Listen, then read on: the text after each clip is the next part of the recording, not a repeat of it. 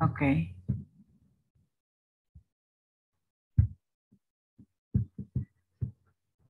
Oke, sebentar. Oke ya. Nah, kita lanjutkan ya. Nah, tadi kita lagi membicarakan reduce crack width ya. Nah, di sini maksudnya adalah dengan kita menggunakan FRP, kita bisa mengurangi lebar retak. Tadi saya jelaskan bahwa sebetulnya bukan mengurangi lebar retak, namun mempertahankan retak yang existing, tapi dia tanpa dia jadi maksudnya mempertahankan supaya dia tidak memperbesar lebar dari retak dan tidak memanjang. Jadi propagate apa ya?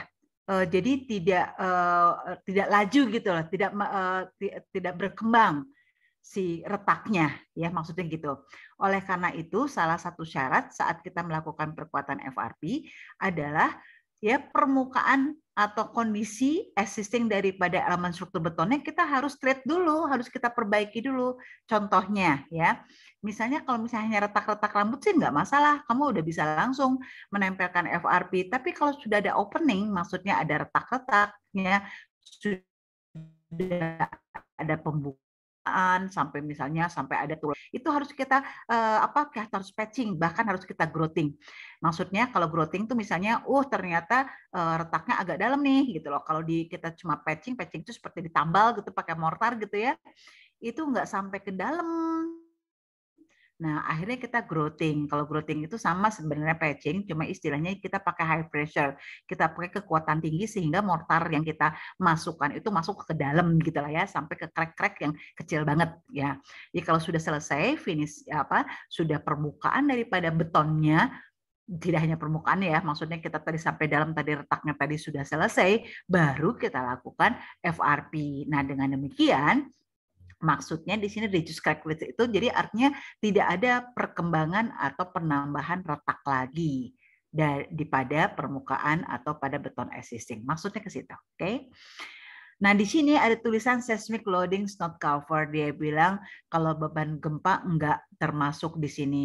Sorry ya, ini seperti tadi saya katakan dia peraturannya tahun 2008. Nanti peraturan yang saya share kalau nggak salah tahun berapa ya, udah 2000, pokoknya udah belasan lah ya. Nah, itu dia sudah tercover gempa ya. Jadi ntar kalau pikir ya Bu ternyata FRP nggak bisa nahan gempa. Nggak, peraturan baru sudah ada, udah tercover ya. Anyway, kita nggak akan membahas mengenai aturan gempa di sini ya. Oke, sampai sini ada pertanyaan sebelum saya lanjut ke slide selanjutnya. Ada yang mau dibahas?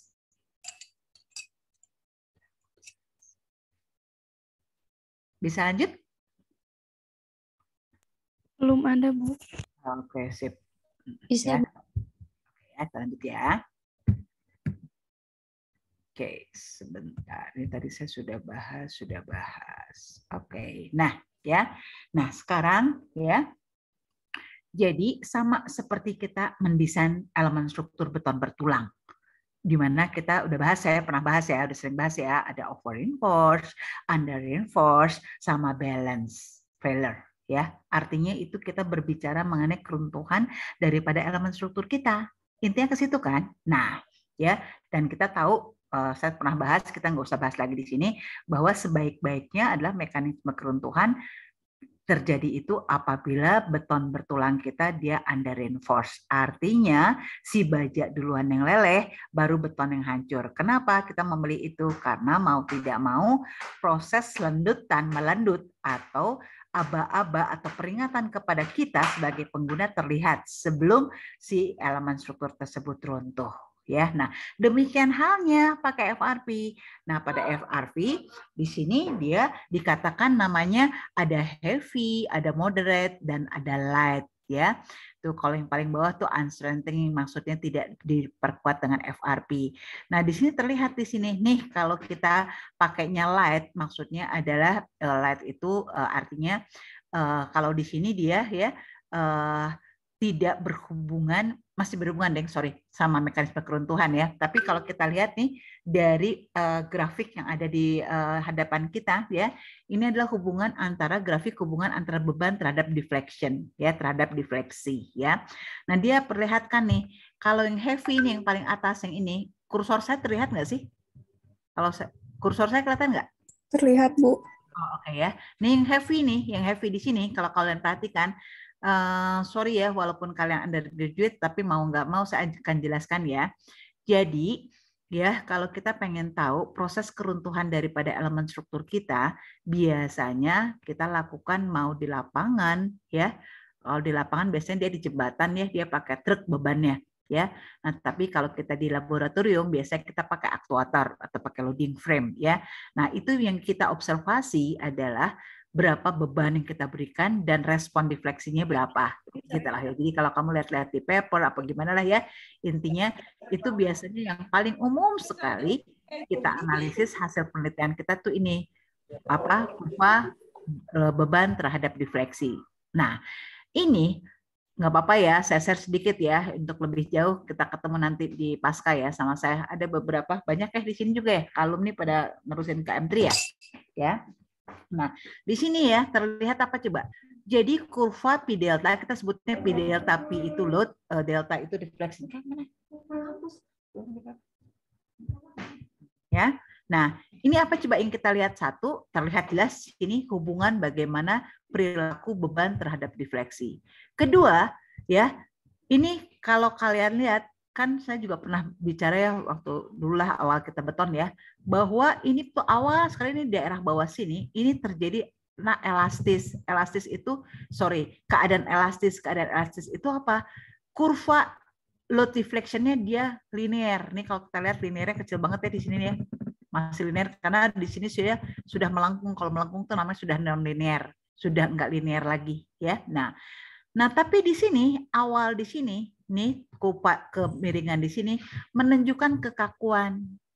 Kekakuan itu ya kalau kamu belajar kekuatan bahan dulu tuh ya di Mektek ya, kekakuan itu simbolnya atau rumusnya adalah modulus elastisitas IE dikali momen inersia I, di mana modulus elastisitas ini adalah besarnya modulus daripada atau perilaku daripada betonnya, bajanya, apapun juga lah. Semua material punya modulus elastisitas. Oke, sedangkan I hubungannya adalah sama penampang beton. Penampang materialnya, bukan beton aja ya. Nah, misalnya kalau kamu mendesain balok persegi, I-nya berapa? Ingat nggak? I-nya kan 1/12 B H pangkat 3. Ingat nggak? Halo? Ingat, Bu. Ingat, Bu. Ngomong-ngomong, kalian udah pada KP kan? Ya. Sudah, Bu. Sudah, Ya. Bu. Nah, share dong sama saya. Kalian mengalami nggak sih? Sorry ya, nggak apa ya, keluar dari topik ya. Pernah nggak? Ada nggak di proyek yang kalian datangi? Oh, kebenaran kalian juga kebanyakan nggak datangnya nggak full ya KP-nya karena lagi COVID ya. Bahwa nih pelaksanaan di lapangan si balok itu yang harusnya tingginya sisi tinggi itu lebih besar daripada B, di lapangan malah dipasangnya begini. Ada nggak di proyek kalian yang kejadiannya begini? Nggak ada? Enggak, Bu. Oh, alhamdulillah. Saya enggak. Saya pribadi selama di Polban ngebimbing anak-anak PKL ada 2 grup yang kejadian nih di lapangan baloknya begini. Yang satu mall di Cimahi, yang satu mall di Bandung di tengah kota. Kejadian. Terus saya suruh tanya sama mereka, tanya sama kontraktornya atau siapapun konsultan di sana, kenapa dipakainya seperti ini? Kenapa enggak seperti ini? Karena ini pengaruhnya signifikan sekali. Lihat ya, nih sekarang saya bandingkan di sini ya. Ini lihatin loh kamu, semakin heavy itu maksudnya lapisan FRP-nya banyak ya. Kalau moderat tuh tengah-tengah, kalau light tuh sedikit ya. Lihat di sini kamu perilakunya, semakin dia banyak FRP-nya, kekakuannya semakin besar. Tuh kan yang lain mah kan paling bawah ya, ke bawah gitu loh. Apalagi yang nggak pakai kekuatan, rendah sekali kekakuannya gitu loh. Ya, kekakuan ini juga hubungannya sama kekuatan. Jadi maksudnya kayak gini loh, kalau misalnya kekakuannya kecil seperti karet, kamu kebayang nggak balok kamu terbuat dari karet tuh kamu bebanin, itu kan kekakuannya kecil ya dibanding misalnya kekakuan sama beton. Ngerti? Bisa kebayang apa yang dimaksud dengan kekakuan? Bisa. Walaupun walaupun I-nya sama, walaupun penampangnya sama. Jadi saya lagi mencoba menjelaskan apa arti modulus elastisitas E ya, yang sebenarnya kamu udah lakukan kan di laboratorium, nguji elastisitas beton sudah? Halo? Di lab udah nguji modulus elastisitas belum? Sudah, Bu. Sudah. Bu. Kok lemes banget sih jawabnya.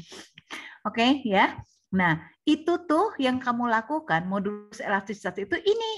Untuk ini maksudnya kalau kamu ngedesain. Jadi saya pengen mengupayakan kalian tuh mengerti apa mata kuliah yang kamu udah dapat di Polban. Sebenarnya aplikasinya di mana sih? Karena kamu kan orang terapan, ya. Jadi jangan sebatas robot, cuma bisa mengerjakan, nguji, menghitung, tapi nggak ngerti arahnya kemana. Nah, sekarang saya tambah ya arahnya ya. Jadi I kamu dapat dari kekuatan bahan nih. Salah satunya rumusnya seperti ini gitu loh ya. Nah, E ini kamu sudah uji nih di lab. Nah, itu E sama I nggak ada hubungannya kalau sendiri-sendiri. Tapi kalau disatukan EI namanya jadi kekakuan. Ya ini ditunjukkan di sini. Jadi itu menunjukkan respon daripada struktur kamu saat dia dibebani. Gitu. Seperti tadi saya katakan, kalau balok kamu karet dengan dimensi yang sama, berbeda banget kekakuannya sama kalau balok kamu beton. Kekakuannya beton kan tinggi. Bisa dimengerti? Saya pengen kalian ngerti supaya kamu semangat termotivasi belajarnya. Sudah bisa dimengerti? Sedang dipahami, Bu. Oke, ya, coba ya, dipahami ya. Nah, saya tunjukin lagi ya, kenapa yang kembali ke sini ya, supaya tambah ngerti ya. Kenapa balok itu yang seperti ini terbalik begini, di mana tingginya lebih kecil daripada lebarnya, itu salah. Istilahnya tidak efektif. Kalau misalnya orang yang memasangnya, nggak bisa bilang salah, bener kok. Nah, oke lah, tapi tidak efektif. Kenapa tidak efektif? Karena kembali, tadi kan kita mengharapkan kekakuan. Kita lihat di sini ya, yang kekakuannya tinggi, dia lebih baik perilakunya, lebih tahan. Ya, daya tahannya lebih oke. Ya, dengan kondisi tertentu tentunya ya. Nah, kamu lihat deh, kalau untuk pertambang persegi, rumusnya kan I ini, momen inersia itu kan ini, 1/12 BH pangkat 3. Kamu lihat, di sini, kan kalau kita EI-nya kekakuannya pengen lebih tinggi, berarti kan kita harapkan I kan yang lebih tinggi momen inersia, benar nggak? Karena kan modulus elastisitas tetap nggak bisa kamu rubah-rubah. Kan material tertentu, ya nggak? Misalnya sekarang kita fokus pakai material beton. Kan E-nya nggak bisa diganti-ganti. Ya enggak? Dengan beton yang sama. Nah, yang bisa kita peningkatkan apa? I. Nah, I itu apa? Kalau bentuknya square, persegi, dia ini 1/12 BH pangkat 3. Menurut kamu, supaya I-nya tinggi, B atau H yang harus yang signifikan di sini? Untuk menghitung I, B atau H yang signifikan untuk mendapatkan I yang besar? Udah mah nominalnya lebih besar, dia pangkat 3, benar nggak? Ya, jadi artinya yang signifikan sekali berpengaruh saat kau menghitung I adalah nilai H. Dan H itu ya harus begini, H itu tegak. Begini H itu. Jadi sisi tertinggi itu H ini yang ini, bukan yang lebar ini. Gitu loh. Ya, jadi artinya B ini nggak signifikan berpengaruh untuk momen inersia atau aplikasinya untuk kita menghitung kekakuan daripada elemen struktur kita, gitu loh.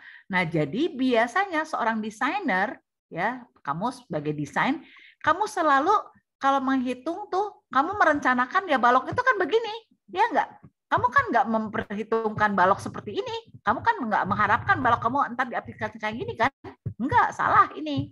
Ini yang begini. Sehingga didapatkan dengan I yang kamu rencanakan menjadi kekakuan. Nah, kalau tiba-tiba di lapangan yang harusnya begini, jadi begini, kebayang nggak oleh kamu? Apa I-nya sama nggak hasilnya? Artinya apa? Si B ini kan jadi H ya, sedang H jadi tigulin di sini. Jadi kan berapa coba kalau hitung pakai matematis? Seperberapanya I-nya. Mungkin nggak nyampe 50%, mungkin cuma 25% ya I yang didapat kalau tingginya sama lebarnya terbalik diaplikasikan di lapangan. Benar nggak? Artinya kekakuan struktur yang kita desain tidak tercapai. Gitu loh. Jadi please kalau nanti kamu jadi supervisor di lapangan, itu nggak boleh ya melakukan itu. Nah, kemarin saya tanya sama mahasiswanya, tanya ke lapangan, kunaon dibalikin gitu. Mereka bilang apa? Arsitek Bu, permintaan arsitek. Kenapa? Ternyata baloknya itu tinggi. Karena tinggi, akhirnya balok itu nongol. Keluar dari plafon. Misalnya jarak plafon ke dasar part itu misalnya cuma 200 mili. Si balok tingginya 400 mili. Kan nongol 200 mili ya. Arsitek nggak mau, jelek. Akhirnya digulingkan si balok. Nah, rata-rata alasan arsitek seperti itu.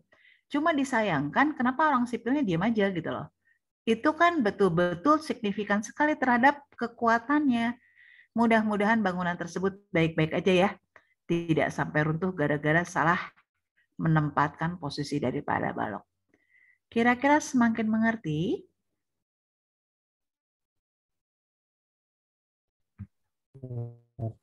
Halo, yang tadi Semakin mengerti, Bu. memahami, udah mulai mengerti. Saya pengen kalian mengerti ya, supaya ya seperti itu.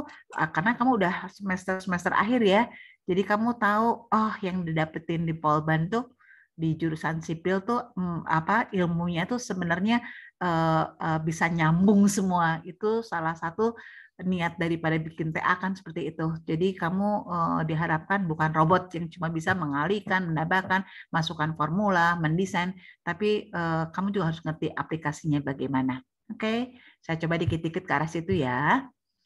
Oke. Nah, jadi ya, jadi di sini sekali lagi saya memperlihatkan di sini CI menunjukkan bahwa ternyata banyaknya atau kalau kita lihat di sini nanti hubungannya adalah ke jumlah atau luas penampang atau ketebalan daripada FRP ya, nanti salah satu outputnya ya. Nah itu nanti akan terlihat berapa kalau misalnya ketebalannya atau jumlah FRP-nya lebih banyak, paling banyak banget, lalu moderat dan light ini adalah perilaku yang seperti ini dan kita lihat seperti ini.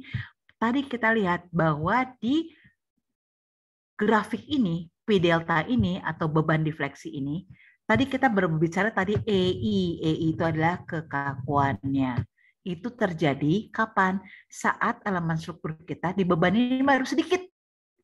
Ya, baru sedikit. Nah, tapi kalau biasanya ya, dia bebannya sudah bekerja sesuai dengan yang kita rencanakan, biasanya bukan di sini, tapi arahnya di sini nih. Ini udah sekitar sini nih. Ya, istilahnya sudah sekitar sini nih. Udah di sini. Ini biasanya bekerja beban yang kita rencanakan, yang M ultimate ya, bukan nominal ya. M ultimate kira-kira di sini. Nah, kalau sudah mencapai sini, itu sedikit lagi elemen struktur kita bakalan runtuh.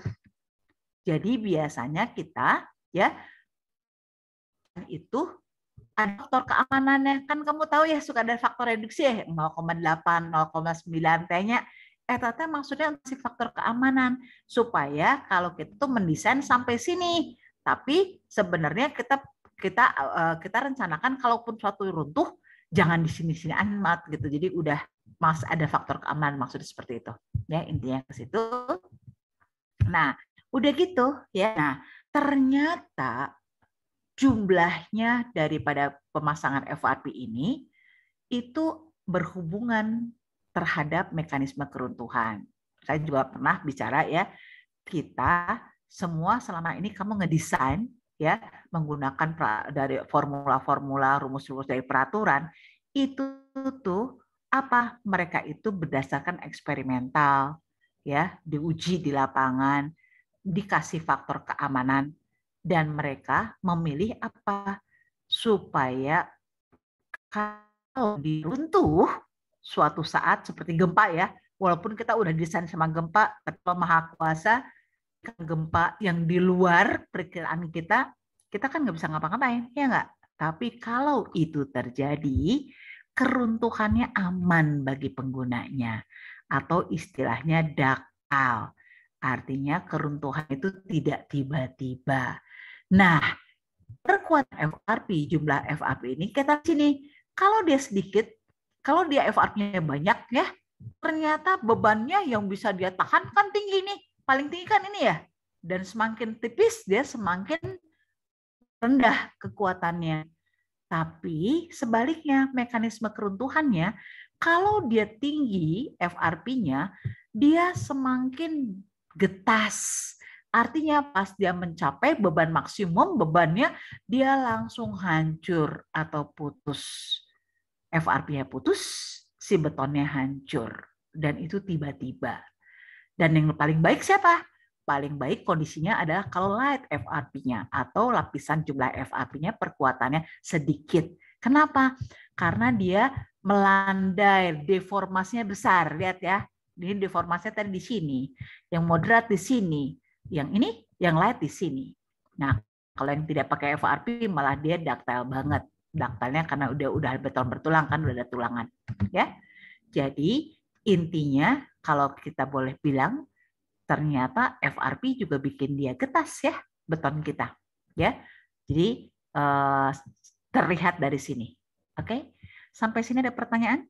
Ini sorry saya sedikit share ilmu untuk supaya kalian jadi jangan ngerasa nggak apa-apa lah, kebanyak sisa nih FRP di lapangan, belitkeun lah ditambah dia sampai lebih kuat. Nah, ingat jangan terlalu kuat, jangan terlalu banyak. Karena apa? Nanti kalau terjadi keruntuhan, dia getas banget. Ya, jadi kita inginkan pada umumnya orang memilih yang moderat. Ya, yang moderat. Nah, kalau yang light ini kita bilangnya konservatif. Kalau yang moderat ini artinya kita lebih berani. Yang ini wani pisan. Ya, tapi intinya enggak jelek ya untuk mekanisme keruntuhannya buruk ya yang heavy. Oke. Sampai sini sekali lagi ada pertanyaan sebelum kita lanjut? Oke, kalau tidak ada pertanyaan kita lanjut ya. Nah, sama halnya seperti saat kamu diperkenalkan beton bertulang, di peraturan tuh dia mengemukakan beberapa batasan. Kalau di beton bertulang kamu ingat nggak? Pertama kali dia bilang apa? Pada saat kamu beton bertulang di peraturan sedunia sama ya isinya bahwa beton diasumsikan dia hanya mampu menahan gaya tekan. Kemampuan beton menahan tarik diabaikan. Kenapa? Karena kekuatan tarik beton kecil banget, sekitar 0,2% daripada kekuatan tekan terhadap beton terhadap tekan. Oleh karena itu, kekuatan beton menahan tarik diabaikan. Siapa akhirnya menahan tarik? Yaitu tulangan. Itu salah satu poin asumsi yang ada di peraturan sedunia tentang beton bertulang. Semua sama, sepakat. Demikian juga FRP ini. Nah, di FRP ini asumsinya ini nih. Dia bilang ya, saat kita mendesain FRP, perhitungan kita asumsikan dimensi dan sifat-sifat material daripada beton existing-nya adalah ngikutin keadaan aktual. Maksudnya keadaan aktual itu gimana? Maksudnya gini nih, ya saya gambar lagi ya. Nih kita sekarang nih punya beton existing, balok, ya. Nah, nanti kita akan mendesain balok terhadap lentur. Artinya kita akan pasang FRP nih. FRP kita nanti akan dipasang di sini nih. Kalau terhadap lentur, gambarnya anggap benar ya, lurus ya. Nah, kita akan pasang di sini.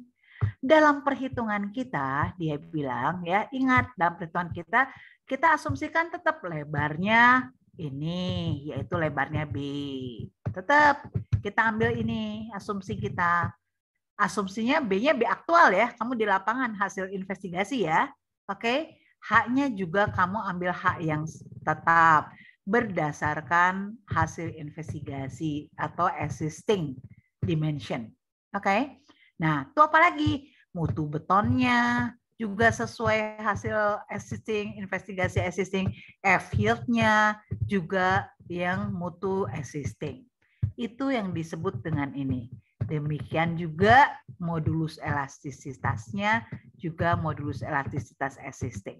Oke, biasanya modulus elastisitas existing kita nggak dapatkan. Biasanya saat kita melakukan investigasi, kita tidak melakukan pengujian modulus elastisitas. Jadi biasanya kita ambil nilai yang pada umumnya, referensinya, atau kita ambil saat si desainer mendesain si elemen struktur tersebut, dulu dia modulusnya ambil berapa.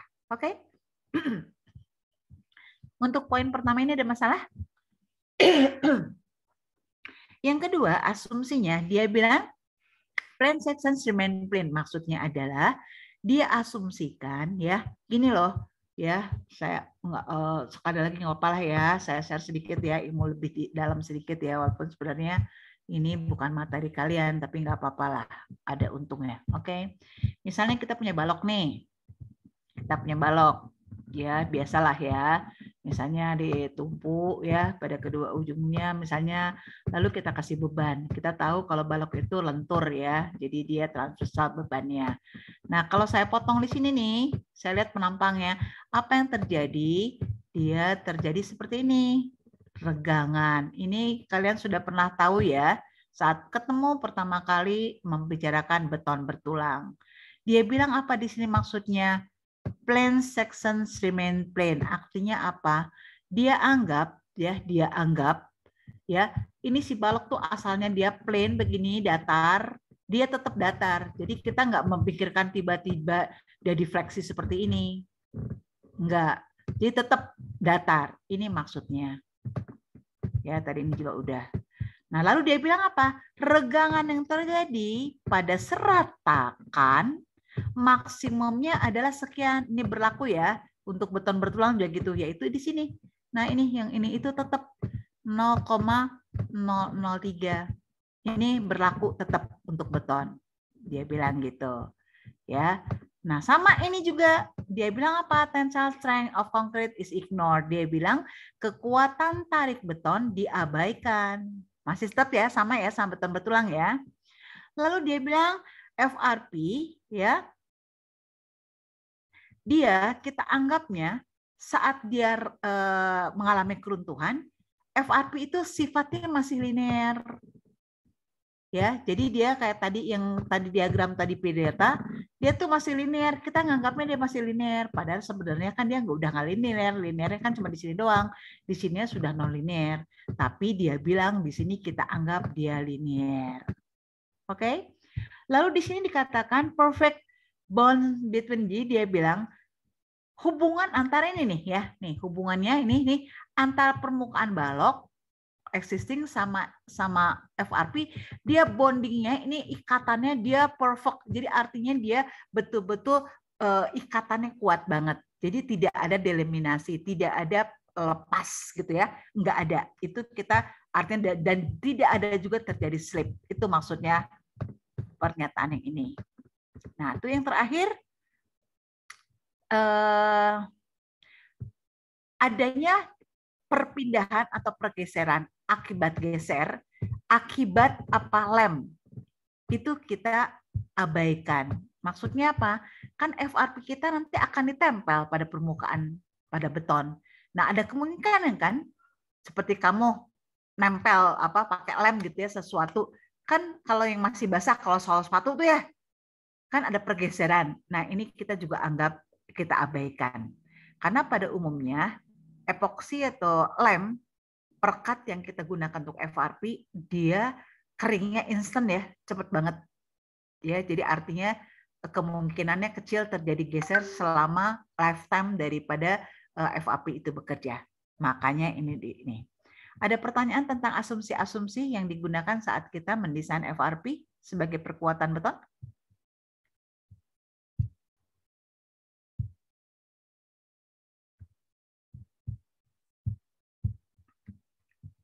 Apa saya bisa lanjut?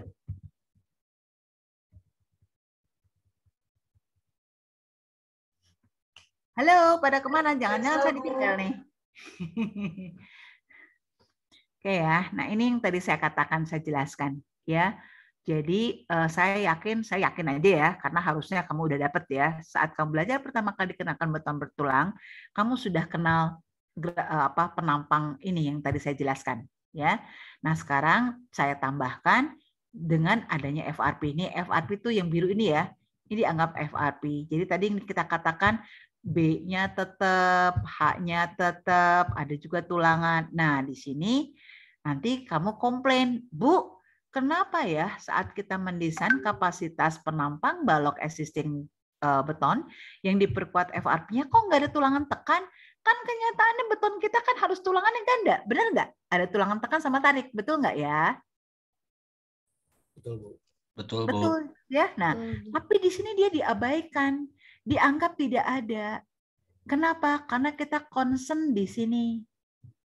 Dan kita juga concern, kenapa? Kita pengen lihat, kita tidak mau keruntuhan gara-gara daerah tekan. Kan kita tahu, kalau daerah tekan itu kan ditahan oleh beton, ya enggak? Kita nggak mau beton duluan hancur, gitu loh.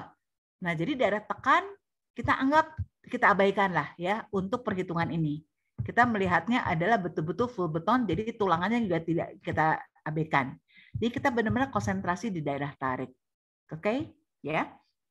Nah, jadi kayak tadi ya dikatakan kan tadi di atas asumsi sebelumnya daerah tarik itu betul-betul hanya dari tulangan dan tulangannya daerah tarik dalam hal ini dengan FRP kalau sekarang ya. Jadi tulangan di atas tidak ada. Oke, ya. Nah, jadi tambahannya gini nih, ya. Jadi kalau kamu perhatikan di sini penampangnya kan cuma ada tulangan ya. Ini tulangan yang ini, oke. Tulangan di sini ya, ini kan adalah biasa kita namakan AS ya. Ya enggak, luas tulangan S-nya steel ya. Oke, ya. Nah, saat dia dibebani, regangannya kan regangan S ya, regangan steel. Oke. Nah, udah gitu regangan steel ini kalau kita kali dengan modulus elastisitas baja namanya tegangan baja steel. Ya, jadi atau kalau saya bilang jadi kalau di sini kamu ini adalah AS, oke. Ini adalah AS. Ini adalah regangan yang terjadi saat si balok dibebani. Kita observasi regangan terjadinya ini. Lalu kalau regangan ini kita kalikan dengan modulus elastisitas baja atau steel, dapatnya adalah ini, tegangan. Oke, kalau kita tambah lagi, kalau kamu lagi beton bertulang dulu, dikatakannya kan begini kan ya. Nah, begini kan. Ya, kalau ini C, kalau ini apa? A. Ya enggak? Di mana A sama dengan apa? Beta 1 kali C. Masih ingat? Ya. Nah, jadi kalau udah begini ini kotak ya, bukan parabolik lagi ya. Ini ada C. Ingat enggak? C adalah gaya yang ditahan oleh beton, di mana besarnya adalah 0,85. Tulisan saya jelek banget. F aksen C, F aksen C, kali A yang ini, kali lebar balok B, itu C. Nah, dia harus seimbang dengan gaya tarik. Ini gaya tariknya kan, akibat yang ditahan kemampuan daripada baja, yaitu gaya tarik arahnya ke sini. Kita sebut dengan T, di mana T adalah apa? T adalah AS, jumlah tulangannya dikalikan mutu daripada bajanya, yaitu F yield. Oke. Ingat nggak ya yang penurunan yang ini? Yang TA-nya nanti beton, itu di studi pustaka wajib ada ini, turunan ini, dan wajib kamu ngerti. Karena pasti ditanya, apalagi kalau saya yang uji. Ya, kamu harus mengerti ini. Oke, ya. Sekarang kita kembali ke FRP, ya. Jadi ini loh yang tetap ditahan oleh beton bertulang. Sekarang tambah ada ini, ada FRP. Nah, kekuatan FRP kalau tulangan AS, misalnya, oh diameternya 16, jadi ada 3A1, A1-nya 1 luas tulangan. Benar nggak? Masih ingat kan? Nah, kalau FRP, ya, namanya AF. F sendiri adalah FRP. Oke. N itu apa? N itu jumlah lapisan FRP-nya. Berapa lapisan nih si FRP-nya kita pakai? Itu salah satu output yang kamu dapatkan saat kamu mendesain FRP, perkuatan dengan FRP yang saat ini berapa minggu ini, sebulan ini kita mendesain FRP ya. Ini adalah outputnya ini. Dengan kamu tetapkan, kamu mau pakai ketebalan berapa FRP-nya, ini ada di brosur. Oke, kamu bisa lihat di Google ya, kamu pakai produk apa FRP-nya, lihat di situ ada ketebalan berapa, modulus elastisitas berapa, modulus putusnya berapa, semua ada di brosur. Silahkan kamu rujuk ya. Nanti kamu print screen aja ya untuk masukkan ke laporan bahwa kamu pakai produk ini, ketebalan segini, kekuatan segini, bla bla bla bla. Oke, ya. Nah, ini apa? Ini WF ini lebar ini, Nih lebar ini. Tapi pada umumnya kita lebarnya selebar balok. Oke. Jadi WF ini biasanya kita ambil selebar balok betonnya. Untuk menghitung AF atau AF itu apa? Udah jelas? Ada yang mau ditanyakan? Untuk AF, luas penampang daripada FRP ya. Ini yang nanti, ini output desain kamu ini. Oke? Ya. Kembali ya, kalau kita potong, regangannya seperti apa? Seperti ini. Kayaknya karena level kalian masih graduate, undergraduate, nggak usah saya bahas ini ya. Tapi kamu ikutin aja lah ya. Nanti kamu akan artinya adalah momen, biasanya kan momen yang tadi tuh, yang tadi saya hitung di dalam ini ya, yang belah sini ya, yang tadi 0,85 F aksen C kali B kali A dikalikan jaraknya. Jaraknya sendiri adalah D minus A per 2. Ingat ya, lagi pelajaran beton bertulang ya. Nah, di sini ditambah sama si AF ini. Jadi kalau beton bertulang doang cuma ini, nih beton bertulang doang ini A ya, A yang tadi saya omongin di sini ya, yang tadi saya ngomongin di sini A ya, atau di sini dia nggak mau pusing dia tetap C. Jadi beta 1 kali C itu A kan, ya. Ini adalah ini nih, tadi saya bilang ini adalah C, yang ini adalah T. Nah ini nih jarak ini, ini adalah jarak daripada momen kopel. Ya, kopel momen ya, ini ya. Ini D minus A per 2 kan. D dikurangin ini kan A per 2. Ya, ini. Ini adalah momen, kapasitas momen yang ditahan oleh FRP ini. Apa? Luas penampang momennya, luas daripada FRP yang kita gunakan. Ini adalah mutu daripada FRP-nya. Ini tinggi daripada balok. Ya. Ini tetap ya, ada yang protes tuh, teman saya protes. Kenapa ini H?